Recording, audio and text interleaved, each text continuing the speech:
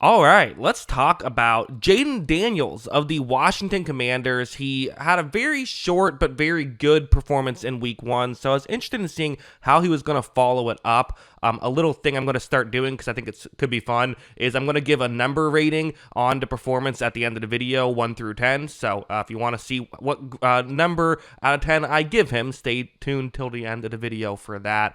But yeah, let's just get into how he performed in this one. Real quick before I do, should mention real quick, I do have a movie channel, Jackson Kruger Movies. The link is in the description for that. Just posted a couple of movie reviews. I have some tier list on there, that kind of stuff, if it seems like your thing. But yeah, okay, Jayden Daniels, how did he perform? Well, first, it was a lot of just good timing stuff, something like this. It's a man coverage play. Sorry, there's some weird splotches on it. That was the broadcast. I don't know what was going on, but you have a one-on-one matchup on the outside. Daniels is going to take the snap. He looks over in that direction and he fires in that direction. And you see now the receiver is really just now cutting. This is really good stuff from a young quarterback. Like, a good comparison I would make is it reminds me a lot of Tua and what you see Tua do. Interesting that, they're playing each other in this game. But I really do feel like this is something that, it took Tua years to figure out. Daniels is doing it immediately. He gets the ball over there. That was not a lot of separation. If Daniels does not throw with anticipation there, that's not a completion. It just isn't. So the fact that he's picking this stuff up that quickly is really wild. Like, this one's another one of kind of a similar thing where it's going to once again be a one-on-one matchup right here. You see the situation, it's man coverage. So, okay, it's also a 3rd down and 2. So the broadcast says 3rd down and 3. It's clearly 3rd down and 2, but no, so whatever. I don't know why the broadcast says that. Anyway, actually, now I'm looking at it. The top of the screen says 3rd and 3, but on the field it says 3rd and 2. What's going on? Anyway, let's see what happens. Daniels is going to take the snap. He looks over, and again, it's like it's almost in unison. As his receiver is cutting, Daniels is getting ready to be into throwing motion. This tells me they practiced and they kind of know how these plays are going to work. So when Daniels gets the ball over there, they get a completion. And hey, Terry McLaurin's pretty good in open space, isn't he? Picks up some more yards as well, which again, that's part of the timing of everyone always views these, yards after the catch plays as pure luck. And of course, for a quarterback, there is only so much you can control, but you can control some, and you can give your receiver more of a chance than maybe someone else would have. And so I think that, giving him that little extra chance allowed him to get those yards after the catch.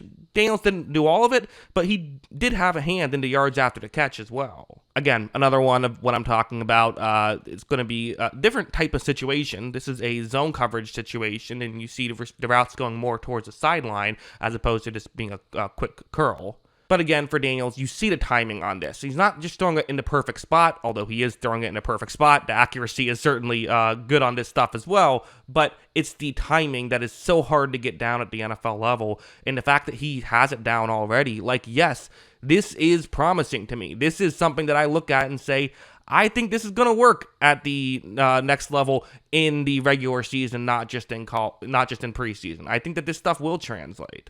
Something like this is another example of things that really work at the NFL level. This is something that, it's going to be a running play. He's going to fake as though he's handing the ball off to the offense's left, and then he's going to keep himself run towards the top of the screen. That's the way this play is designed to work. That safety for Miami is going to be the closest unblocked player. So that's the way this play is designed to work. If he can come in and make a tackle, then, good things can happen, right? And he is going to make the tackle. But look at how long it takes him to do it. Watch Daniels, fake the handoff, runs up towards the top of the screen, and he's going to pick up a ton of yards with this play. And again, this wasn't like the most difficult thing in the world. This is well blocked, all of that good stuff.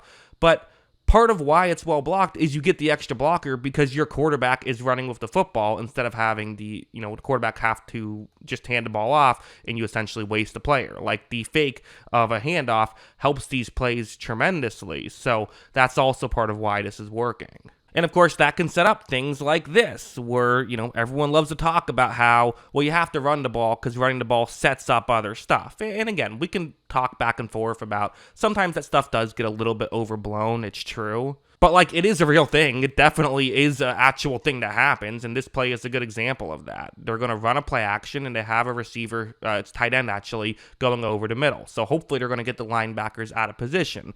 And especially when you have a running quarterback, and everyone has to be involved to try and make a tackle anytime they run the football. when Daniels takes the snap, runs this play action, and looks over here, that's open. That's wide open. This is as good as it gets. And again, it kind of reminds me a little bit of, if you remember in Lamar Jackson's rookie season and really his second year, people would almost discredit him for some of the throws he was making by saying, well, look at how open these guys are. That was the thing Colin Kaepernick had, Cam Newton had, right? It's like, well, you're throwing to guys wide open.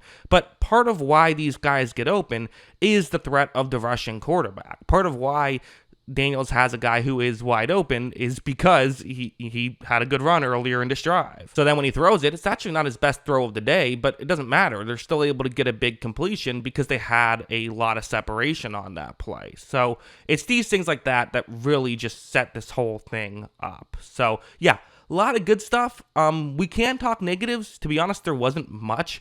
I did, want to bring up one play that was a wonky play, certainly. It's this play, one that looked really weird watching it live, but I actually am going to defend this one more than I think most people would. So it's a cover 2 zone, and the way the concept works is you have one receiver running, a route that's going to eventually get toward a corner, towards the flat, towards the bottom of the screen is going to cover. Then you have another receiver just running a deep route.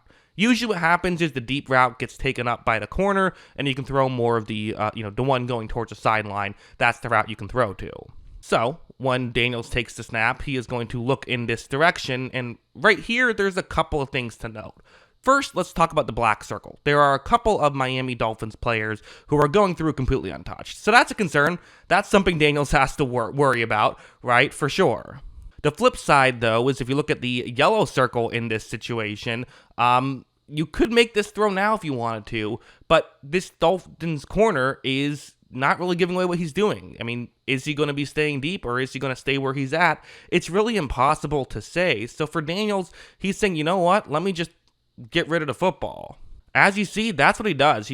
That's a throwaway. That's not a missed throw. And it's honestly, it is a kind of understandable one as well. I don't blame him that much on it. Like, again, it looks really wonky. What makes it look way worse is the fact that the corner did happen to stop right after he made the decision. So McLaurin did get wide open on that play. But Daniels didn't know that that was going to happen. Like, you can't see the future. And every now and then you're going to make a throwaway and it's going to actually look like it would have been a good play in hindsight. I'd still rather him play a little bit more cautious at this point in his career than a bit more aggressive. So I'm not going to criticize this stuff too much, in my opinion. But again, I wanted to share the whole story. So for me, I was really impressed with Daniels' performance in this. I think, I said I was going to give a number grade, so I think the way I'm going to do my number grade is like a 6 out of 10 is you ran the offense the way it was supposed to be ran, did nothing really wrong, did nothing really right either. That's like a 7 out of 10. So I can't be I can't just give out